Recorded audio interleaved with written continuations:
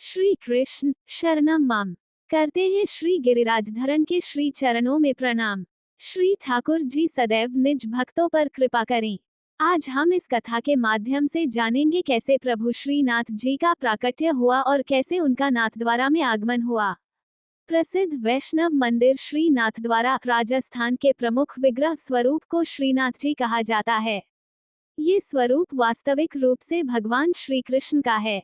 श्रीनाथ जी का ये स्वरूप श्री कृष्ण के 7 वर्ष की उम्र प्रतिष्ठित करता है। ये स्वरूप मानव निर्मित नहीं है। ये 500 वर्ष पहले गोवर्धन पर्वत से, जिसे गिरिराज भी कहा जाता है, स्वयं दिखाई देने लगा था। यही वही कृष्ण है जिन्होंने गोवर्धन क्षेत्र के लोगों को देवराज इंद्र के क्रोध से होने वाली भारी बारिश से बचाया था। उन्होंने अपने बाएं हाथ से पूरे पर्वत को उठा लिया और 7 दिनों तक उस क्षेत्र के लोगों को बारिश से बचाया। इस कारण उन्हें श्री गोवर्धन नाथ जी भी कहा जाता है। बाद में इस नाम को श्रीनाथ जी में संक्षेपित किया गया। श्रीनाथ जी के प्रकट होने की कहानी 1408 ईस्वी में वापस जाती है। मथुरा के उत्तर में स्थित गोवर्धन पर्वत के पैरों में एक गांव अन्योर था। वहां एक गोपाल साधु पांडे रहते थे। उनकी गायें पर्वत के ऊपर चराने जाती थीं। एक धूम गाय एक विशेष स्थान पर जाती थी और वहां अपने दूध को छोड़ देती थी। जांच के बाद वहां एक उठे हुए हाथ की तरह दिखने वाला एक पत्थर मिला। लोग इस स्थान की पूजा करने लगे और वहां दूध, फल आदि चढ़ाते रहे। इस अज्ञात भगवान ने उनकी इच्छाएं पूरी की।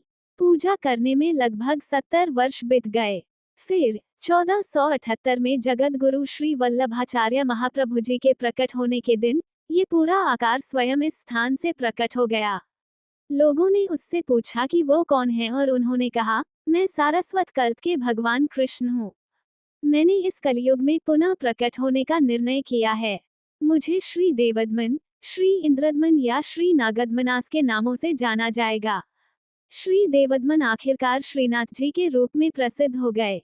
श्री वल्लभाचार्य जी ने अपने जीवन के लगभग 18 वर्षों तक भारत के अनेक क्षेत्रों में हिंदू धर्म का प्रसार करने के लिए यात्रा की।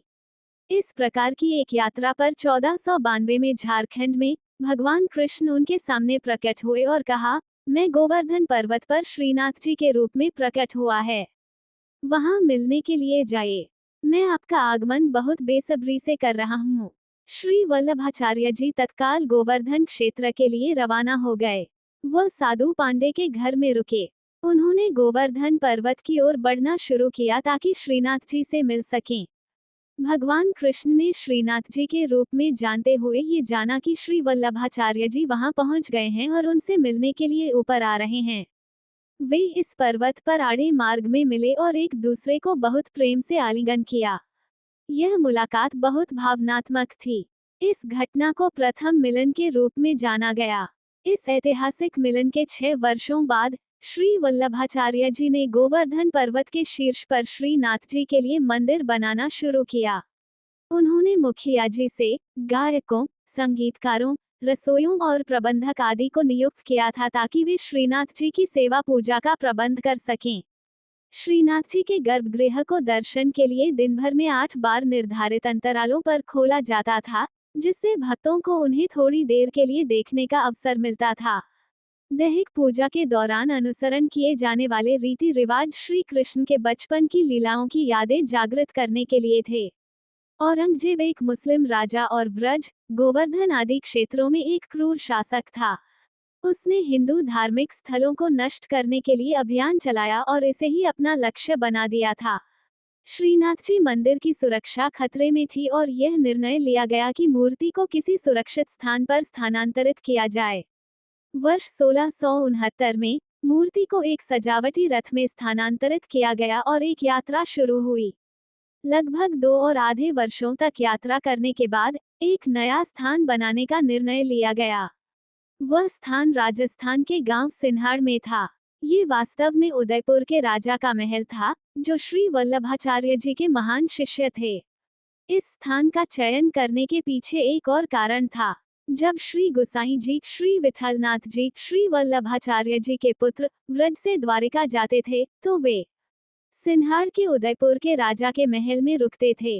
वहाँ की राजकुमारी अजब कुंवरबाई श्री गोसाई जी की एक बड़ी शिष्या थी और हमेशा श्रीनाथ जी की सेवा करती थी।